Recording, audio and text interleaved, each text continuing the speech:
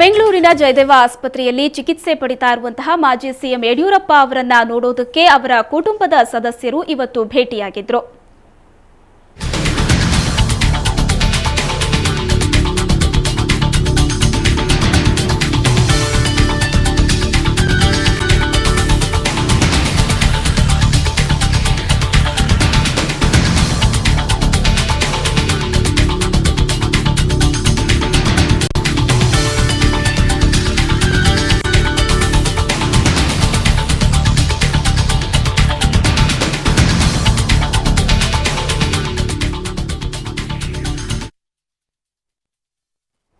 ನಿನ್ನೆ ಮಧ್ಯರಾತ್ರಿ ಅಷ್ಟೇ ಬಿಎಸ್ ಯಡಿಯೂರಪ್ಪನವರು ಜಯದೇವ ಆಸ್ಪತ್ರೆಗೆ ದಾಖಲಾಗಿದ್ರು. ತೀವ್ರ ಅನಾರೋಗ್ಯದ ಕಾರಣ ನಿನ್ನೆ ಮಧ್ಯರಾತ್ರಿ ಇವರು ಜಯದೇವ ಆಸ್ಪತ್ರೆಗೆ ದಾಖಲಾಗಿದ್ರು.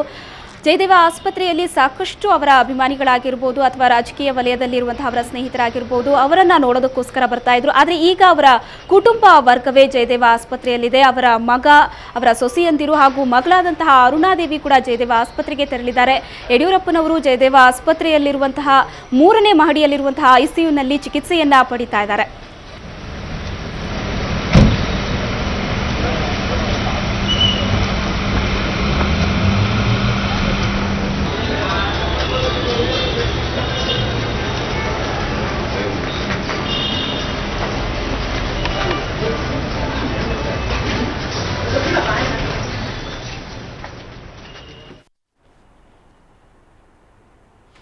ನಿನ್ನೆಯಷ್ಟೇ ಪರಪ್ಪನ ಅಗ್ರಹಾರ ಜೈಲು ಪಾಲಾಗಿದ್ದ ಮಾಜಿ ಸಿಎಂ ಯಡಿಯೂರಪ್ಪ ಈಗ ಜಯದೇವ ಆಸ್ಪತ್ರೆಯಲ್ಲಿದ್ದಾರೆ. ರಾತ್ರಿ 11 ಗಂಟೆಗೆ 2 ಬಾರಿ ವಾಂತಿ ಮಾಡಿಕೊಂಡಂತಹ ಅವರನ್ನ ಮಧ್ಯರಾತ್ರಿಯೇ ಆಸ್ಪತ್ರೆಗೆ ಶಿಫ್ಟ್ ಮಾಡಲಾಯಿತು. ಇಂದು ಬೆಳಿಗ್ಗೆಯಿಂದಲೇ ಯಡಿಯೂರಪ್ಪ ಅವರನ್ನ ನೋಡೋಕೆ ಸಿಎಂ ಸೇರಿದಂತೆ ಗಣ್ಯಾತಿ ಗಣ್ಯರ ದಂಡೆ ಹರಿದು ಬಂತು.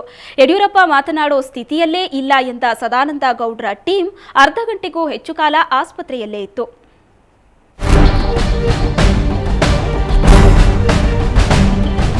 ನಿನ್ನೆ ಸಂಜೆಯಷ್ಟೇ ಪರಪ್ಪನ ಅಗ್ರಹಾರ ಜೈಲು ಸೇರಿದ್ದ ಯಡಿಯೂರಪ್ಪ ಅವರಿಗೆ ನಿನ್ನೆ ರಾತ್ರಿ 11 ಗಂಟೆಗೆಲ್ಲ ಆರೋಗ್ಯ ಹದಗೆಡೋದಕ್ಕೆ ಶುರುವಾಯಿತು.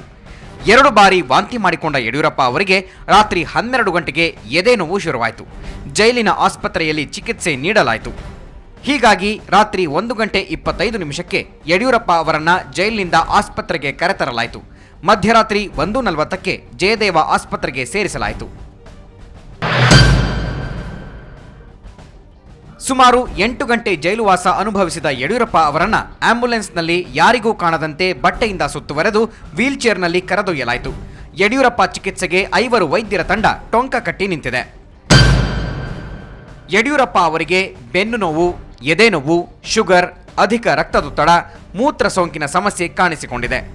ಇಂದು ಅಥವಾ ನಾಳೆ ಆಂಜಿಯೋಗ್ರಾಮ್ ಪರೀಕ್ಷೆ ಮಾಡಲಿದ್ದು ಇನ್ನೂ 2 ದಿನ ಜಯದೇವ ಆಸ್ಪತ್ರೆಯಲ್ಲಿಯೇ ಚಿಕಿತ್ಸೆ ನೀಡುವುದಾಗಿ ವೈದ್ಯರು ತಿಳಿಸಿದ್ದಾರೆ.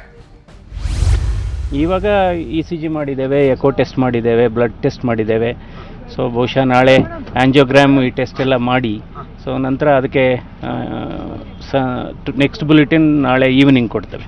So is multiple diseases are there. ಜೊತೆಗೆ ಅದಕ್ಕಿಂತ ಹೆಚ್ಚಾಗಿ ಒತ್ತಡ ಇದೆ. ಯಡಿಯೂರಪ್ಪ ಆಸ್ಪತ್ರೆಯಲ್ಲೇ ಇಂದು ಇಡ್ಲಿ ಸೇವಿಸಿದ್ದಾರೆ. ಈ ಮಧ್ಯೆ ಯಡಿಯೂರಪ್ಪ ಅವರನ್ನ ನೋಡೋಕೆ ಸಿಎಂ ಸದಾನಂದ ಗೌಡ ಸೇರಿದಂತೆ ಮಿನಿ ಕ್ಯಾಬಿನೆಟ್ ಆಸ್ಪತ್ರೆಗೆ ಧಾವಿಸಿ ಬಂದಿತ್ತು. ಯಡಿಯೂರಪ್ಪ ಮಾತನಾಡುವ ಸ್ಥಿತಿಯಲ್ಲಿ ಕೂಡ ಇಲ್ಲ ಎಂದ ಸದಾನಂದ ಗೌಡ ಮತ್ತು ಸಚಿವರ ದಂಡು ಅರ್ಧ ಗಂಟೆ ಸಮಾಲೋಚನೆ ನಡೆಸಿದ್ರು. ಮಾತೇ ಆಡದಷ್ಟು ಸುಸ್ತಾಗಿರುವ ಬಿಎಸ್ವೈ ಏನು ಮಾತಾಡಿದ್ರು ಅನ್ನೋದು ಸೀಕ್ರೆಟ್. ಬಿಎಸ್ವೈಗೆ ಇನ್ನೂ 48 ಗಂಟೆಗಳ ವಿಶ್ರಾಂತಿ ಅಗತ್ಯವಿದೆ ಅಂದ್ರು ಸಿಎಂ ಸದಾನಂದ ಗೌಡ. ಡಾಕ್ಟ್ರು ಇನ್ನೊಂದು 48 ಯಾವುದೇ ಕಾರ್ಡಿಯಾಲಜಿಕ್ ಅಂದರೆ ಹೃದಯಕ್ಕೆ ಸಂಬಂಧಪಟ್ಟಂತಕ್ಕೆ 48 ಗಂಟೆಗಳ ಅಬ್ಸರ್ವೇಷನ್ ಮಾಡಿಕೊಂಡು ಅದನ್ನು ಯಾವುದೇ ನಾವು ಮೆಡಿಕಲ್ ರಿಪೋರ್ಟ್ ಕೊಡಬೇಕಾಗುತ್ತೆ ಅಂತ ಹೇಳುವಂಥ ಮಾತನ್ನು ಹೇಳಿದ್ದಾರೆ. ಈಗಾಗಲೇ ನಾವು ಯಡಿಯೂರಪ್ಪರನ್ನು ಕಂಡಾಗ ಅವರು ತುಂಬ ಸುಸ್ತಾದಂದಕ್ಕೆ ಯಾವುದೇ ಮಾತಾಡುವಂಥ ಪರಿಸ್ಥಿತಿಯಲ್ಲಿ ಅವರಿಲ್ಲ. ಸಿಎಂ ಜೊತೆ ಸಚಿವೆ ಶೋಭಾ ಕರಂದ್ಲಾಜೆ, ಸಿಸಿ ಪಾಟೀಲ್, ಸೋಮಣ್ಣ, ಉದಾಸಿ, ಅಶೋಕ್, ಸುರೇಶ್ ಕುಮಾರ್, ಬಸವರಾಜ ಬೊಮ್ಮಾಯಿ ಸೇರಿದಂತೆ ಹಲವು ಸಚಿವರು ಆಸ್ಪತ್ರೆಗೆ ಭೇಟಿ ಕೊಟ್ಟರು. ನಿನ್ನೆ ಹೊರಗೆಲ್ಲೂ ಕಾಣಿಸಿಕೊಳ್ಳದೆ ಉಳಿದಿದ್ದ ರೇಣುಕಾಚಾರ್ಯ ಕೂಡ ಆಸ್ಪತ್ರೆಗೆ ಧಾವಿಸಿ ಬಂದಿದ್ರು. ಕಾಂಗ್ರೆಸ್ಸಿಗರಿಗೆ ಯಡಿಯೂರಪ್ಪ ಅವರನ್ನ ಟೀಕಿಸುವ ನೈತಿಕ ಹಕ್ಕಿಲ್ಲ ಅಂತ ಕಿಡಿಕಾರಿದ್ರು. ಪ್ರತಿಪಕ್ಷದ ನಾಯಕರು, ಕಾಂಗ್ರೆಸ್ನ ಅಧ್ಯಕ್ಷರು ಒಂದು ರೀತಿ ಮಕ್ಕಳಂತೆ ವಿಜಯೋತ್ಸವ ಆಚರಿಸಿದ ನಾಚಿಕೆ ಆಗಬೇಕು ಅವರಿಗೆ. ಅವರ ಕೇಂದ್ರದ ಸಚಿವರು, ಅವರ ಮುಖಂಡರುಗಳು ಬಹುಲಕ್ಷ ಕೋಟಿ ಹಗರಣದಲ್ಲಿ ಸಿಲುಕಾಕೊಂಡಿದ್ದಾರೆ. ಇವತ್ತು ನಮ್ಮ ನಾಯಕರ ಬಗ್ಗೆ ಮಾತಾಡ್ತಕ್ಕಂಥ ಯಾವುದೇ ನೈತಿಕ ಹಕ್ಕಿಲ್ಲ. ಈ ರಾಜ್ಯದಲ್ಲಿ ಬಹುತೇಕ ಆಡಳಿತ ಮಾಡಿದ SM ಕೃಷ್ಣ ಇರ್ಬೋದು, ಅವರ ಅನೇಕ ಮುಖಂಡರುಗಳು, ಅವರ ಹಗರಣಗಳು, ಅವ್ರು ಮಾಡಿದ ಭ್ರಷ್ಟಾಚಾರ, ಕರ್ಮಕಾಂಡ ಈ ನಾಡಿನ ಜನರಿಗೆ ಗೊತ್ತಿದೆ. ಇನ್ನು ಕಾರವಾರದಲ್ಲಿ ಮಾತನಾಡಿದ ಬಿಜೆಪಿ ರಾಜ್ಯಾಧ್ಯಕ್ಷ ಈಶ್ವರಪ್ಪ, ಯಡಿಯೂರಪ್ಪನವರು ನೆಲದ ಕಾನೂನನ್ನ ಗೌರವಿಸಿದ್ದಾರೆ, ದೇವರು ಜೊತೆಗಿದ್ದಾನೆ ಅಂತ ಹೇಳಿದರು. ಅವ್ರಿಗೆ ಪ್ರಶ್ನೆ ಬಂದಿರೋದು BJP 3 ವರ್ಷದಲ್ಲಿ ಇಷ್ಟೊಂದು ಅಭಿವೃದ್ಧಿ ಕೆಲಸಗಳು ಮಾಡಿ ಎಲ್ಲ ಚುನಾವಣೆಗಳು BJP ಗೆಲ್ತಾ ಇರೋದು ನೋಡಿದಂಥ ಸಹಿಸಲಾರದೆ ಮಾಡಿದಂಥ ವ್ಯಕ್ತಿಗಳ ಒಂದು ಕುತಂತ್ರ ರಾಜಕಾರಣ ಇದು. ಈ ಷಡ್ಯಂತ್ರಕ್ಕೆ ಇವತ್ತು ತಾತ್ಕಾಲಿಕವಾಗಿ ಯಡಿಯೂರಪ್ಪನವ್ರು ಬಲಿಯಾಗಿದ್ದಾರೆ. ನಾನು ಅದಕ್ಕೋಸ್ಕರ ಹೇಳಿದೆ, ಅವರು ಅದರಿಂದ ಮುಕ್ತವಾಗಿ ಬರ್ತಾರೆ. ಯಡಿಯೂರಪ್ಪ ಅವರನ್ನ ನೋಡಲು ಬಂದ ಶಾಸಕರೆಲ್ಲ ಯಡಿಯೂರಪ್ಪ ಅವರು ಅಪರಾಧಿಯಲ್ಲ, ಆರೋಪಿ, ನಿರಪರಾಧಿ ಎಂದು ಸಾಬೀತಾಗಿ ಹೊರಬರ್ತಾರೆ ಅನ್ನೋ ವಿಶ್ವಾಸದ ಮಾತುಗಳನ್ನಾಡಿದ್ರು. ಕಮಿಷನರ್ ಜ್ಯೋತಿ ಪ್ರಕಾಶ್ ಮಿರ್ಜಿ, CID DGP ಶಂಕರ್ ಬಿದರಿ ಕೂಡ ಆಸ್ಪತ್ರೆಗೆ ಭೇಟಿ ಕೊಟ್ಟು ಭದ್ರತಾ ವ್ಯವಸ್ಥೆ ಪರಿಶೀಲಿಸಿದ್ರು. ಒಟ್ಟಿನಲ್ಲಿ ಬಿಜೆಪಿ ಆಘಾತಕ್ಕೊಳಗಾಗಿದ್ದರೂ ಅದನ್ನು ಮರೆಮಾಚುವ ಪ್ರಯತ್ನ ಮಾಡ್ತಾ ಇದೆ. BSY ಜೈಲು ಪಾಲಾಗಿರುವುದು ಬಿಜೆಪಿಯ ಕಳೆಗುಂದಿಸಿದೆ. ಬ್ಯೂರೋ ರಿಪೋರ್ಟ್, ಸುವರ್ಣ ನ್ಯೂಸ್ 24/7.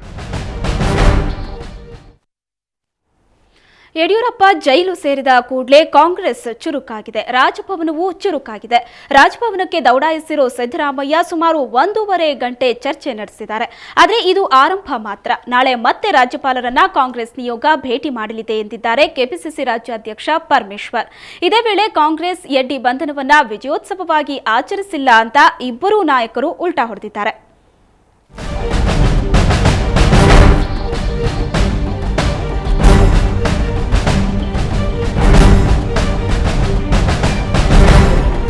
ಯಡ್ಡಿ ಜೈಲು ಸೇರಿದ ಕೂಡಲೇ ರಾಜಭವನ ಮತ್ತು ಕಾಂಗ್ರೆಸ್ ನಾಯಕರು ಮತ್ತೆ ಚುರುಕಾಗಿದ್ದಾರೆ.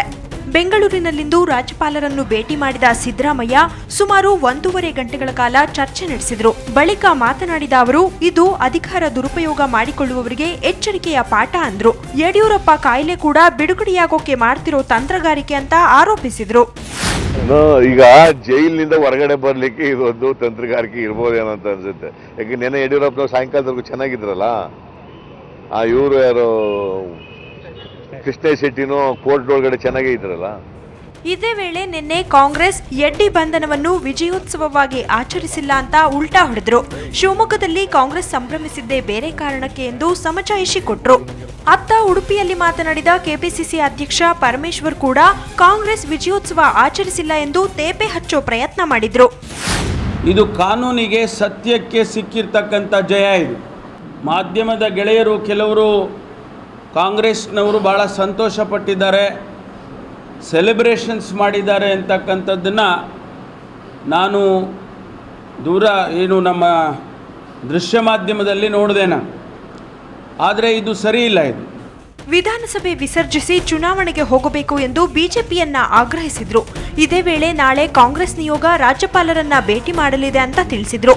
ಇಂದು ಸಿದ್ದು ರಾಜ್ಯಪಾಲರನ್ನ ಭೇಟಿ ಮಾಡಿದ್ರೆ ನಾಳೆ ಮತ್ತೊಮ್ಮೆ ಕಾಂಗ್ರೆಸ್ ನಿಯೋಗ ಭೇಟಿ ಮಾಡಲಿದೆ. ಕಾಂಗ್ರೆಸ್ ಚುರುಕಾಗಿದೆ, ಉತ್ಸಾಹ ಪಡೆದುಕೊಂಡಿದೆ.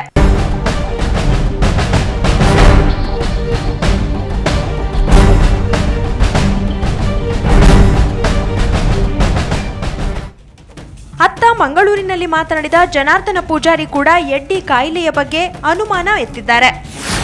He is the most corrupt chief minister in the history of Karnataka. ಯಡಿಯೂರಪ್ಪನವರು ಕರ್ನಾಟಕದ ಚರಿತ್ರೆಯಲ್ಲಿ ಯಾವೊಬ್ಬ ಚೀಫ್ ಮಿನಿಸ್ಟರ್ ಕೂಡ ಜೈಲಿಗೆ ಹೋದದ್ದು ಎಂದೂ ಕೂಡ ಇಲ್ಲ. ಒಟ್ಟಿನಲ್ಲಿ ಮತ್ತೆ ಉತ್ಸಾಹದ ರೆಕ್ಕೆ ಕಟ್ಟಿಕೊಂಡಿರುವ ಕಾಂಗ್ರೆಸ್ ಹೋರಾಟವನ್ನು ತೀವ್ರಗೊಳಿಸುವ ಸೂಚನೆಯಂತೂ ಕೊಟ್ಟಿದೆ. ರಾಜ್ಯಪಾಲರು ಮತ್ತೆ ಅಖಾಡಕ್ಕಿಳಿಯಲಿದ್ದಾರಾ ಎಂಬ ಪ್ರಶ್ನೆಗಳನ್ನು ಹುಟ್ಟುಹಾಕಿದೆ. ಬ್ಯೂರೋ ರಿಪೋರ್ಟ್, ಸುವರ್ಣ ನ್ಯೂಸ್ 24/7.